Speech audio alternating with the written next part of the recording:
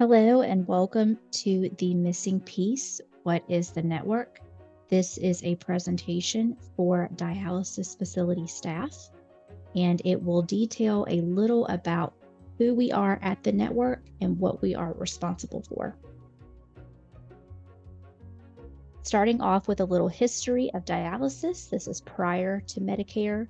In 1963, patients with end-stage renal disease were selected by a committee to receive treatments. So the picture you see on the left, this is a committee out of Seattle, Washington, and this group of people was responsible for selecting patients who could receive dialysis treatment. And a few years later, in 1967, dialysis clinics began opening nationwide. So more patients were allowed to be treated. This is a timeline of the Medicare program. Several important dates here. In 1972, the ESRD entitlement program was established. In 1976, the conditions for coverage were released, and that is a very important document because it details the requirement for dialysis facilities to participate with their network on activities. In 1978, Congress authorized 32 network organizations, and they were put in charge of overseeing the quality of care in ESRD treatment. 10 years later, in 1988, CMS reduced that number of network organizations to 18, which is where we stand today. In 2008, you can see that the conditions for coverage were updated. That is actually the last time they have been updated. And also in 2008, Crown Web was introduced, which is now known as EQRS. And throughout the years, different payment models have been introduced. And the last payment model introduced as of this recording was last year in 2022, and that was the Kidney Care First and the Comprehensive Kidney Care Contracting Model. So this is a good visual for what CMS does, what the networks do, and then how we oversee dialysis facilities. So CMS is the overarching organization. They are the ones that determine the quality measures that the dialysis facilities must meet. They provide a statement of work to all 18 networks on the actual measures and the work that they want us at the network to collaborate with facilities on. They hold the networks accountable to meeting the measures, and they also are responsible for data delivery. Now, the ESRD networks, they're kind of like the middleman in between CMS and the dialysis facility, so like a liaison. We assist facilities with making progress towards the goals that have been defined by CMS, and we also hold facilities accountable to meeting the measures. Now, we are not a state surveyor. We do not come in and do surveys on facilities, but we do have a close relationship with each state surveyor, and we do contact them when we have concerns with the facility. And then you at the dialysis facility, you are the boots on the ground. You are the staff that are working to take care of patients. You're implementing the changes and setting goals to meet the CMS measures. And you also communicate your needs at the facility with the network so that we can help assist you. This is a map of all 18 ESRD networks and their geographical area that they cover. You can see Network 5 on the right-hand side in the light green color, and that is the coverage area that we have, which includes Virginia, West Virginia, Maryland, and the District of Columbia. And as of April 24th, 2023, our coverage area includes 442 dialysis facilities, 14 transplant centers, which includes over 29,000 patients and 17,000 transplant recipients. On our website, you will find a couple different agreements of participation.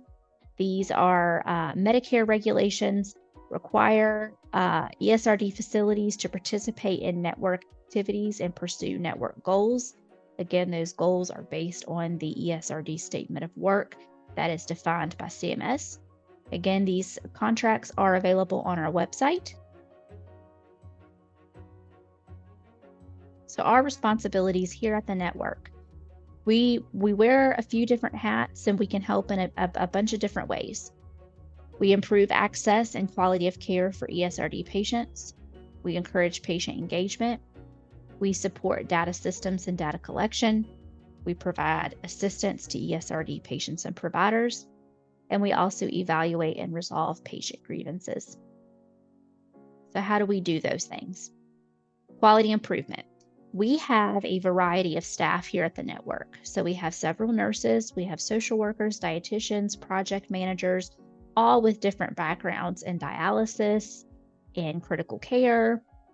And we help plan, lead, and assist with quality improvement activities that are designed specifically to improve processes at the facility level and patient care delivery.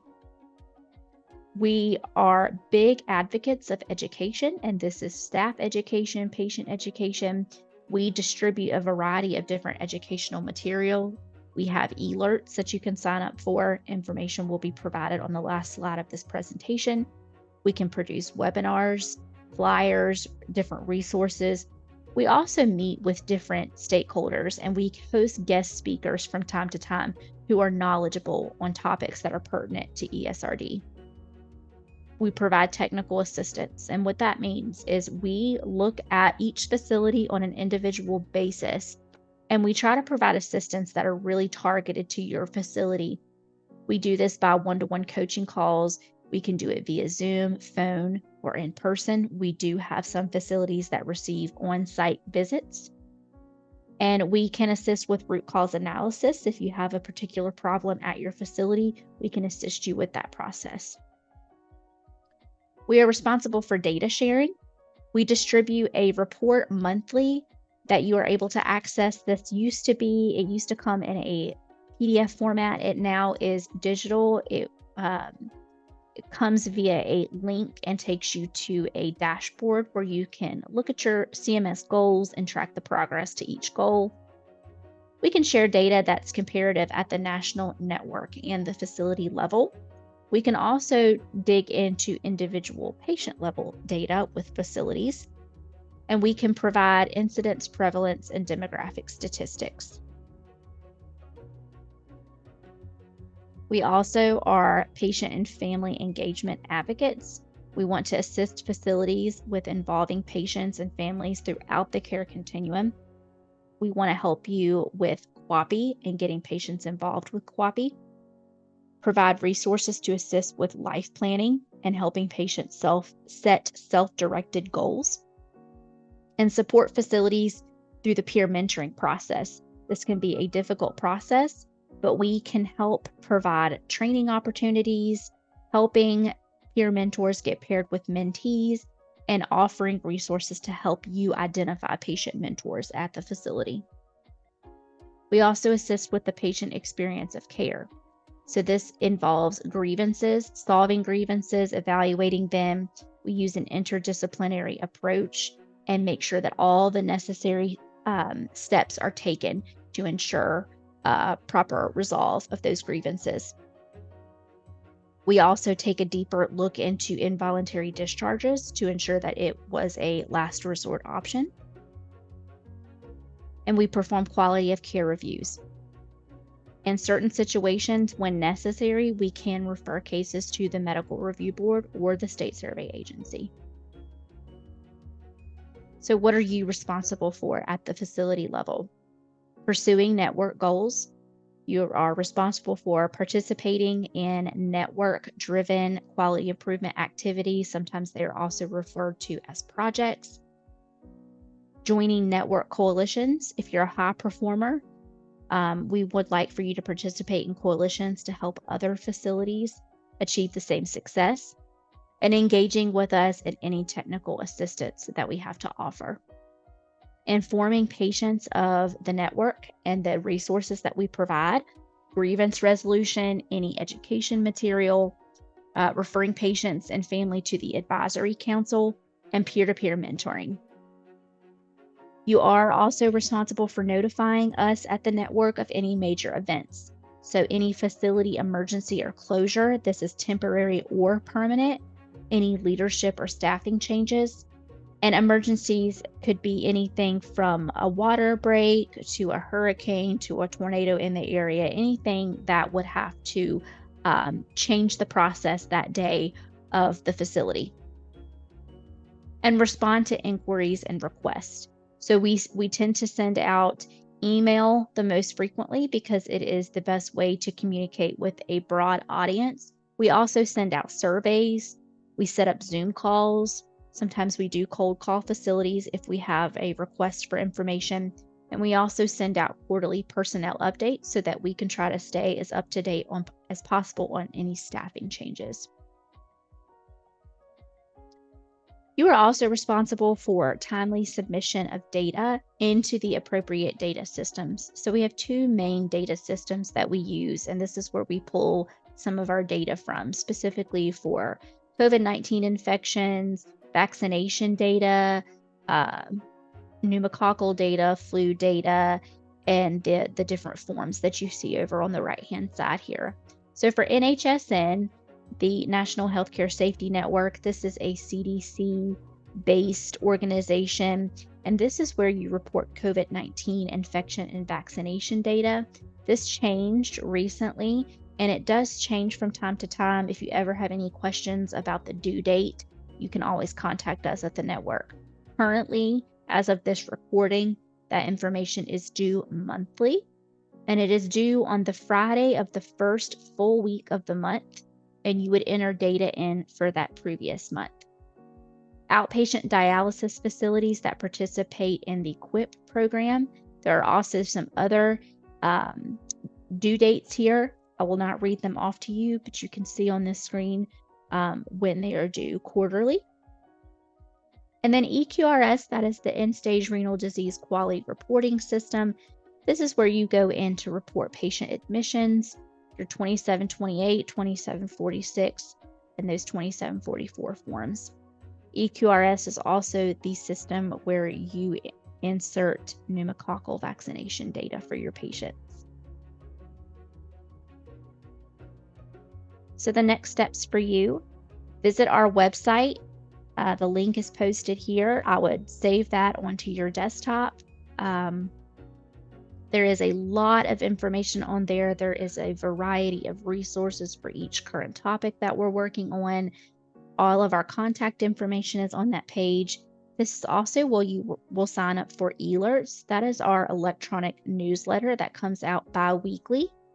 And right down here, you can see where you sign up for that. If you go to our website at the very top, if you click About, and then you can see eLerts sign up at the bottom, and you can sign up to receive those notifications. You'll also use our website to report facility closures. So again, these are temporary or permanent closures.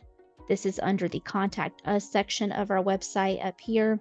You click on this and it will take you to a form to complete that. We did have an address change a couple years ago.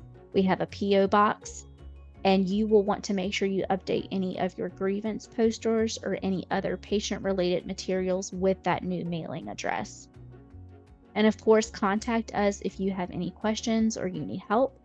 Our contact information is listed here. Individual staff member contact information is available on our website under the About Us section under Staff. We are happy to assist you. This is a very brief introduction to the network. We are happy to help assist you in any way or answer any questions you may have. Thank you.